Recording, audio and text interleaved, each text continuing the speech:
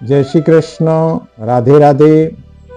प्यारे विद्यार्थियों, आप सबके लिए एक नया विषय जो है किशोरावस्था का मनोविज्ञान और ज्योतिष। हम इन दोनों विषयों को आपस में जोड़ते हुए एक शोध परक चर्चा मैं आपके लिए करना चाहूँगा। इस विषय को समझने के बाद में आपको ऐसा लगेगा कि जीवन में कुछ भी असंभव नहीं। किशोरावस्था के इस पड़ाव में अगर एक विद्यार्थी इस ढंग से अपने इस अवस्था के काल को व्यतीत करता है जिससे वह अपनी पूरी उम्र, पूरे जीवन भर कितना महत्व का यह समय उसको बनाने में काम आता है, तो मनोवैज्ञानिक जॉन्स का मानना है कि 0 से 6 वर्ष की जो अवस्था है वह शैशवावस्था है। 7 से 12 वर्ष की जो अवस्था है वो बाल्यावस्था है। उसके पश्चात 13 वर्ष से 18 वर्ष की अवस्था हमारी जो कही गई है वह किशोरावस्था है, और 18 से 21 वर्ष की जो उम्र है वो उत्तर किशोरावस्था है। तो विद्यार्थियों, मैं आपकी उस अवस्था की चर्चा करना चाहूँगा जिसमें 13 वर्ष से 21 वर्ष के दौरान जीवन में जितने प्रकार के परिवर्तन, बदलाव और हमारी चेतना में जिस तरह की सूझबूझ की बातें आती है, यह एक जीवन का बहुत बड़ा मोड़ है। आंग्ल भाषा में इसे टीन एज भी कहा गया है। इस एज का व्यक्ति, विद्यार्थी किस प्रकार के परिवर्तनों से गुजरता है, पहले हम ये समझेंगे। उसके पश्चात हम ये समझेंगे कि उन परिवर्तनों का सामना कैसे कर सकता है। यह बहुत गंभीर और महत्वपूर्ण विषय इसलिए है कि इस मनोविज्ञान को समझे बिना बहुत सारे विद्यार्थी अपने मूल रास्ते से भटक जाते हैं, और बाद में जब समय आता है, समय निकल जाता है, तब उनको ये एहसास होता है कि हमने ऐसा नहीं, ऐसा किया होता तो हमारा जीवन कुछ अलग होता। तो मित्रों, मैं अपनी बात कहूँगा, अपेक्षा करता आप पूरा वीडियो सुनेंगे, उसके बाद आप स्वयं अनुभव करेंगे कि निश्चित रूप से बहुत महत्वपूर्ण विषय था विद्यार्थियों के लिए। मैं आपसे निवेदन भी करना चाहूँगा कि आप इस वीडियो को अधिक से अधिक विद्यार्थियों को शेयर करें, स्वयं आप लाइक और सब्सक्राइब करें। इस तरह के विषय जो ज्योतिष से जोड़कर अपने जीवन में कैसे परिवर्तन लाए, उन पर भी हम चर्चा करेंगे। तो आइए विद्यार्थियों, हम देखते हैं कि इस अवस्था में हमारे जीवन में विकास के साथ साथ क्या परिवर्तन आते हैं और हम किस तरह इन बदलाव से गुजरते हैं। यह जीवन का सबसे कठिन काल होता है, साथ ही यह परिवर्तन की अवस्था है विद्यार्थियों। इस अवस्था में अवास्तविकताओं की आयु का यह समय है। तनाव और संघर्ष की अवस्था बनी रहती है, साथ ही तार्किक चिंतन की अवस्था इस उम्र में होती है, यानी कल्पना का बाहुल्य होता है। इस उम्र में विद्यार्थी दिवास स्वप्न अधिक देखता है। आधी तूफान की अवस्था भी कह सकते हैं। आत्मसम्मान को इसमें हम बहुत अधिक महत्व देते हैं, इसलिए हम कई बार अपने ही साथियों से, अपने परिवार वालों से, अपने आसपास के लोगों से भीड़ भी जाते हैं, और वो लोग ये मानते हैं कि गर्म खून है। साथ में मानसिकता में द्वंद्व रहता है, अस्पष्टता अधिक रहती है, समायोजन का जिससे अभाव होता है। आत्मचेतना की भावना भी इस उम्र में अधिक होती है। इस उम्र में आत्मनिर्भर बनने की तीव्र इच्छा होती है साथियों। संवेगात्मक परिवर्तन तीव्र गति से इस उम्र में होते हैं। स्व पहचान बनाने का जुनून भी होता है। नेतृत्व शक्ति का भी विकास होता है इस उम्र में।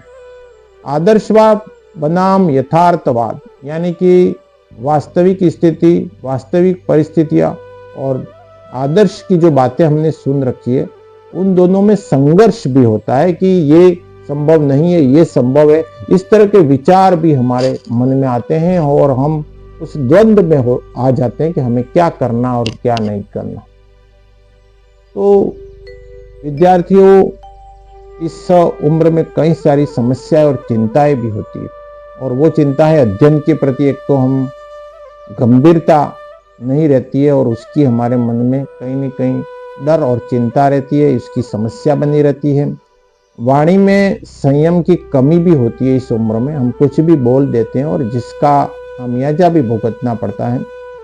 वित्तीय समस्या भी होती है। सभी के जीवन में आर्थिक एक जैसी स्थिति नहीं होती, फिर भी बहुत सारे विद्यार्थी इस वित्तीय समस्या से गुजरते हैं, जिसका बहुत बड़ा खामियाजा भी भुगतना पड़ता है। जीवन साथी के चुनाव की सोच शुरू हो जाती है और वो समस्या भी होती है कि मेरा साथी कैसा मिलेगा, मेरी कहाँ शादी होगी, सही जगह माता पिता करेंगे या नहीं करेंगे। उसके साथ में हमारा विपरीत लिंग के प्रति आकर्षण भी शुरू हो जाता है। हम सौंदर्य के उपासक भी बन जाते हैं इस उम्र में। ये हमारी एक समस्या भी है और साथ में उस कारण से चिंतित भी होते हैं। इस उम्र में हमें कुछ संगति ऐसी मिल जाती है कि हम मादक पदार्थों का चुनाव करने लग जाते हैं। मादक पदार्थों के कारण से हम उसमें ग्रसित हो जाते हैं, जो हमें जीवन भर समस्याओं से ग्रस्त करते हैं। इस उम्र में व्यवसाय चुनने की समस्या भी होती है कि मैं कौन सा व्यवसाय करूं या आगे मेरा भविष्य क्या है, उसकी डर रहता है।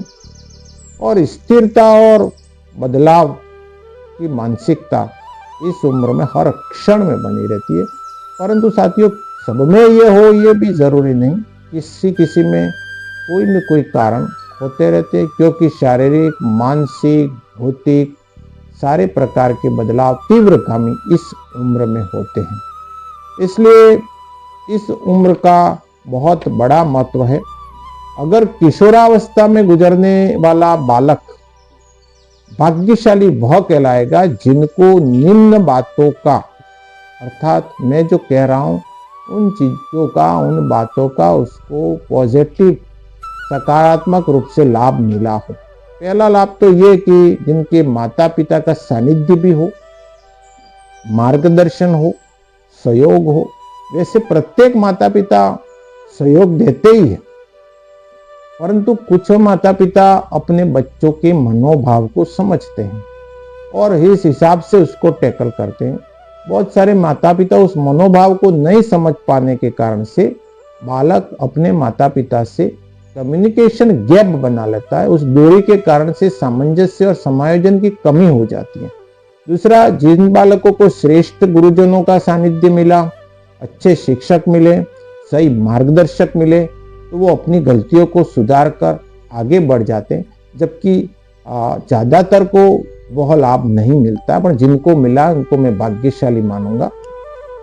भाग्यशाली वो भी है विद्यार्थी जिनको समय पर समझ आ जाए। बहुत सी बात समझ बाद में आती है, गलती हो चुकने के बाद में अगर हमारे पास में वो समझ विकसित हो तो उसका खामियाजा भुगतना पड़ता है। हर गलती कीमत मांगती है, परंतु समय रहते अगर हमको वो गलती करने से पूर्व समझ आ जाए और कोई समझाता है तो उसको समझ ले तो हम भाग्यशाली है। इस उम्र में ये समझना बहुत कठिन होता है समय पर। भाग्यशाली वे विद्यार्थी भी होते हैं जिनको एक अच्छा वातावरण मिल जाए, और भाग्यशाली वे भी हैं जिनका उचित खान पान और सात्विक और आध्यात्मिक जीवन और वातावरण में रह रहे हो। भाग्यशाली वे भी हैं जिनको अच्छी संगति मिलती हो। साथियों, ये बातें मनोविज्ञान की मैंने आपको बताई, परंतु मैं आपको ज्योतिष के संदर्भ में बताने से पहले ये कहना चाहूँगा कि प्रत्येक व्यक्ति में, प्रत्येक विद्यार्थी में उसके मस्तिष्क में 3 भाग बने हुए। एक तो चेतन मन है, एक अचेतन मन है और एक अवचेतन मन है। ये जो चेतन मन है वो आपकी जागृत अवस्था की स्थिति है।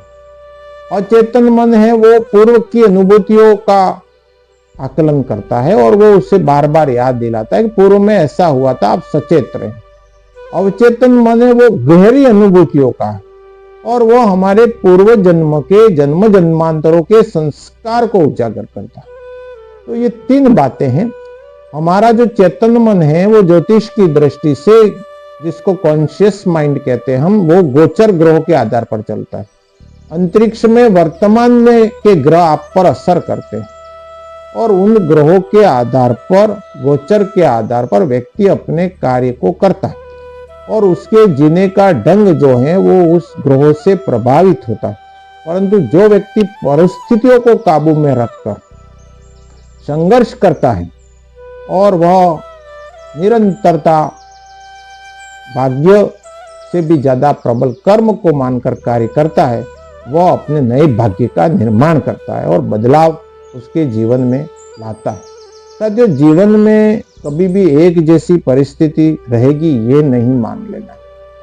तो गोचर के ग्रह भी बदलते रहते हैं, साथ में हमारे जन्म के ग्रह जो अवचेतन मन पर स्थायी असर करते हैं, जो इन ग्रहों के कारण से हमारे जीवन भर की प्रणाली है वो एक ब्लूप्रिंट की तरह तैयार हो जाती है। और गोचर के ग्रह, जन्म के ग्रह, साथ ही हमारे दशा और अंतरदशा, हमारी कुंडली में जन्म के ग्रहों के कारण से बनी हुई दशा, अंतरदशा, प्रत्यांतर दशा, सूक्ष्म दशा, ये सब बदलती रहती है बार बार। तो पूर्व जन्म के हमारे जो कर्म है उसमें वो दशाएं फल देती है। संचित, प्रारब्ध और क्रियामान कर्म, 3 प्रकार के कर्म होते हैं।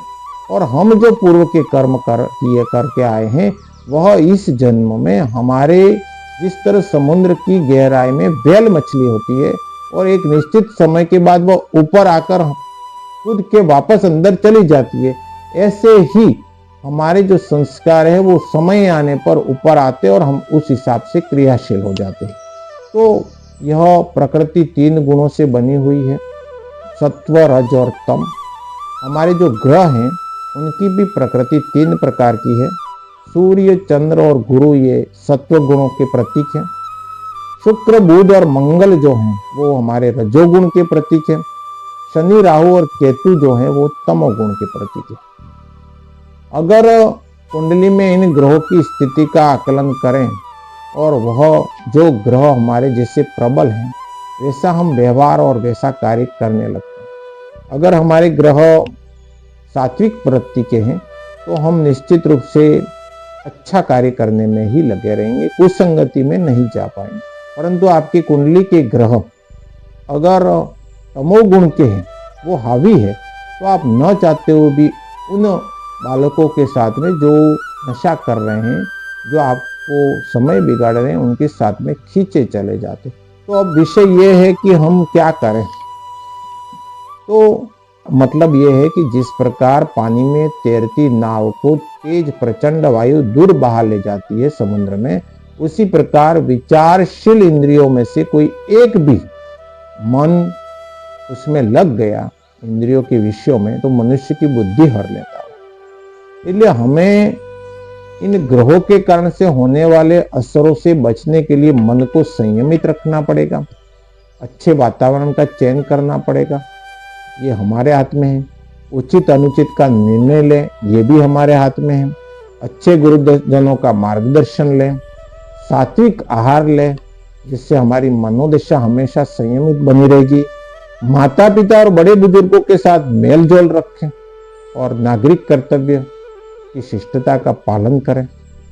शिष्टाचार, नैतिकता और विनम्रता किसी भी स्थिति में नहीं छोड़ने वाला बालक कितने भी खराब ग्रहों की स्थिति में भी गुजर रहा हो, फिर भी उसको वापस पुनः वाली स्थिति, पूर्व वाली स्थिति प्राप्त हो जाती है। हमारे जीवन में कुछ समय, आधा घंटा प्रातःकालीन वेला में, 15-20 मिनट सायंकालीन वेला में, संध्या के समय में ईश्वर उपासना और ध्यान में हमें लगाना चाहिए।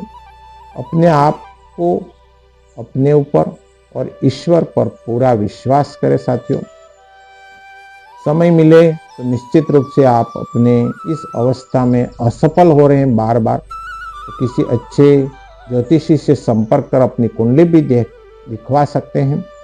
और जीवन में ये बात हमारे शास्त्रों में कही गई है कि ऐशाम न विद्या न तपो न दानम न ज्ञानम न शीलम न गुणम न धर्मम, ये मृत्युलोके भूमि बार भूता मनुष्य रूपेण मृगाश्चर्यन्ति। जीवन में विद्या आवश्यक है, अच्छी पढ़ाई करनी है। ऐशाम न विद्या न तपो, तप के बिना विद्या प्राप्ति भी नहीं हो, इसलिए तप करना पड़ेगा।